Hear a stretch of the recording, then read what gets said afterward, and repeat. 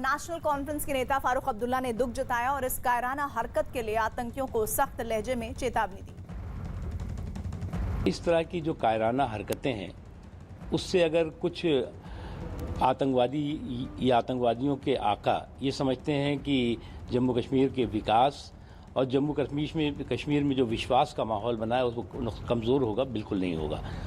और इस तरह की जो लोग भी हरकतें कर रहे हैं उनको सख्त सज़ा हमारे सुरक्षा बल दे रहे हैं और आगे भी देंगे। इस बात को वो अच्छी तरह से जानते हैं। एक आदमी अच्छा आदमी था, आज इस दुनिया को छोड़ गया है, उसको हमारे शैतानों ने उसे मार डाला है। और इधर अपनी पार्टी के अध्यक्ष अल्ताफ बुखारी ने भी कश्मीरी पंडित माखनलाल बिंद्रू की हत्या पर दुख जताया। हमारा सर शर्म से झुक रहा है, आज शर्म आ रही है। क्या हम इसी जगह से हैं? बहुत शर्म की बात है, बहुत शर्म की बात है। इंसानियत का लॉस है, इंसानियत का लॉस है, बहुत इंसानियत का लॉस है।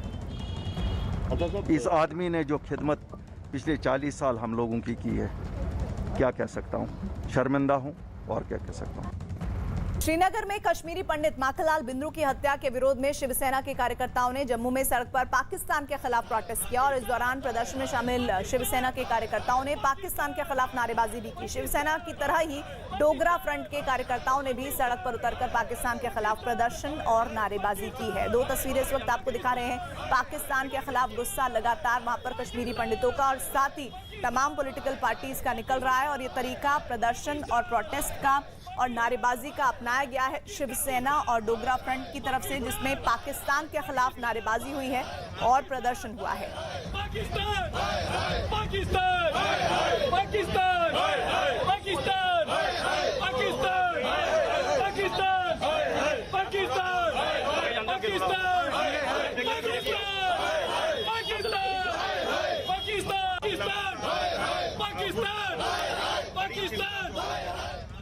पाकिस्तान अपनी कठपुतलियों के सहारे लगातार अपनी नापाक हरकतों को जारी रखे है। हमारी मांग है कि अगर प्रधानमंत्री जी अपने कश्मीर में अमन बहाली वाले दावे को पुख्ता साबित करना चाहते हैं तो पाकिस्तान के ऊपर जोरदार हमला करना होगा। करता ही आ रहा है, कभी बॉर्डर पे करता है, कभी यहाँ पे कर रहा है।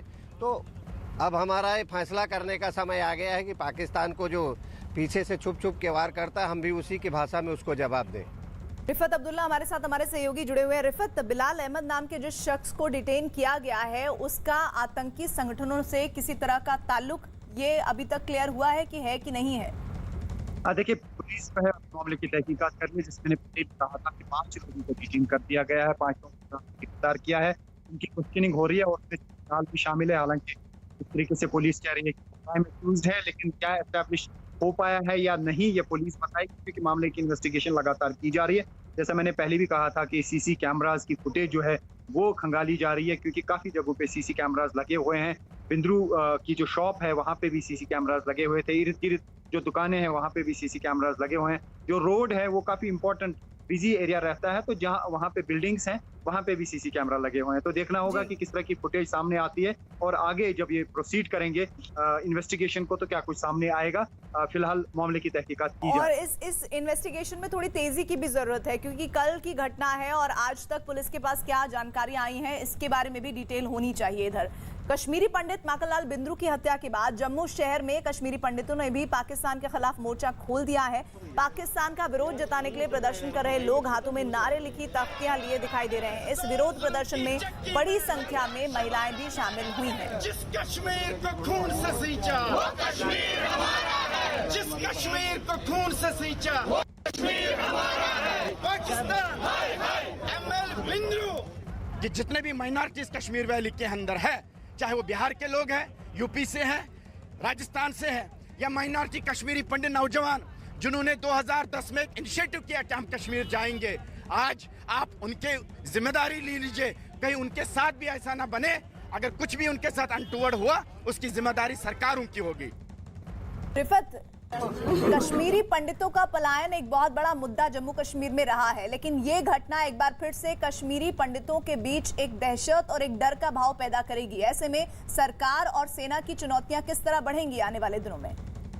देखिए, बिल्कुल सही कहा आपने। क्या ये उस डायरेक्शन की तरफ इशारा दे रहा है? क्योंकि सरकार ने हाल ही में एक सर्कुलर जारी किया, एक होटल भी शुरू किया, और कश्मीरी पंडित चूंकि यहाँ से माइग्रेट हुए हैं, काफ़ी सारे कश्मीरी पंडित ये कह रहे थे कि उनकी प्रॉपर्टी पे किसी ने कब्जा किया या उन्हें मजबूरन वो उस टाइम बेचनी पड़ी प्रॉपर्टी। तो इस वजह से सरकार ने, खासतौर से लेफ्टिनेंट गवर्नर मनोज सिन्हा ने एक होटल शुरू करवाया और सारे कश्मीरी पंडित से कहा गया कि अगर उनकी कोई ग्रीवेंस है, उनकी कोई शिकायत है, या वो चाहते हैं कि उनके किसी जगह अगर उनकी ज़मीन पे कब्जा किया गया, मकान पे कब्जा किया गया, अगर वो चाहते हैं कि वो कब्जा हटाया जाए तो वो अपनी शिकायत दे सकते हैं। और डिप्टी कमिश्नर को कहा गया कि अगर शिकायत दुरुस्त पाई गई तो फौरन कार्रवाई की जानी चाहिए। साउथ कश्मीर में हमने देखा कि कार्रवाई हुई, कुछ कनाल ज़मीन जो है ऑर्चर्ड वो खाली भी कराए गए। हालांकि वो जिसके पास थी वो ज़मीन, वो ये कह रहे थे कि वो उसका रख रखाव कर रहे थे। खैर, इस तरीके की जो स्कीम शुरू की गई, या मैं ये कहूँ कि इस तरीके की कोशिश जो शुरू की गई, ऐसे में अब देखना होगा कि क्या कश्मीरी पंडित जो है फर्दर उस चीज़ को प्रोसीड करेंगे, यहाँ आने की क्या कोशिश करेंगे। क्योंकि ये जो कश्मीरी पंडित थे बहुत ही वेल नोन फेमस शख्स थे, तो अगर इसकी हत्या होती है तो बाकी कश्मीरी पंडित ये सोचेंगे कि वो यहाँ पे सिक्योर नहीं है। क्या वही एक कोशिश थी कि ऐसे आदमी को जो है उसकी हत्या हो ताकि बाकी ना आ सके? ये देखने वाली बात होगी। अब आगे प्रोसीडिंग्स जो चलेंगी। और सिलसिलेवार तरीके से कल ही 3 लोगों को टारगेट किया, क्या इनके बीच भी सेम आतंकी ग्रुप था जो एक्टिव था, जिन्होंने इनकी जान ली? इस पर भी इन्वेस्टिगेशन आगे बढ़ रही है। इधर आतंकियों की इस कायराना करतूत पर जम्मू कश्मीर के उपराज्यपाल मनोज सिन्हा के ऑफिस की तरफ से एक ट्वीट किया गया है। आतंकियों ने वीरेंद्र पासवान और मोहम्मद शफी लोन की हत्या की। मैं इस हत्या की कड़ी निंदा करता हूं। निर्दोष लोगों की इस बर्बरता से हत्या पूरी मानवता के खिलाफ है। आतंकी अपने घृणित इरादों में कभी कामयाब नहीं हो पाएंगे और इस जघन्य घटना को अंजाम देने वालों को अंजाम भुगतना होगा।